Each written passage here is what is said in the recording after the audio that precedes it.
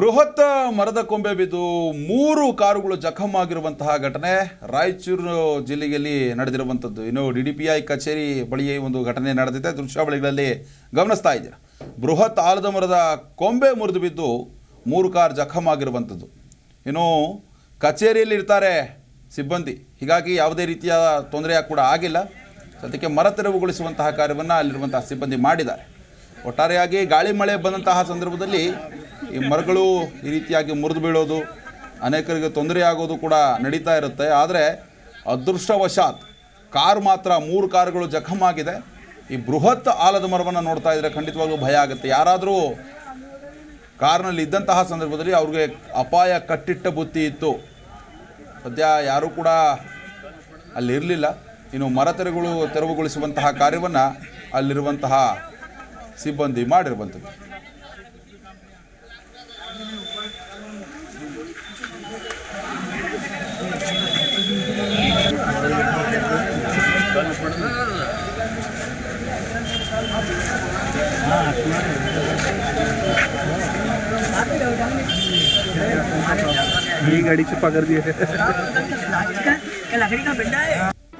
G Kannada news ಈಗ ನಿಮ್ಮ ಮನೆಯಲ್ಲೇ ನೋಡಿ.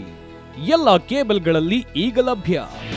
ನಿಮ್ಮ ನೆಚ್ಚಿನ ಜಿ ಕನ್ನಡ ನ್ಯೂಸ್ ಈಗ ಸನ್ ಡೈರೆಕ್ಟ್ ನಲ್ಲಿ number 292, Tata play number 1664, Jio TV number 1334, NXT digital number 30, in cable number 30, city networks 51, U digital number 162, GTPL number 17, Rockline telecommunications number 42, Shri Basaveshwara cable number 168, rural cable network 60, Vinayaka digital 57, Abhishek cable 821, city channel 53, Siddeshwara cable network 57, V4 digital Infotech 628, Surya digital networks 53, Gajanan digital number 836, Malnad Infotech private limited number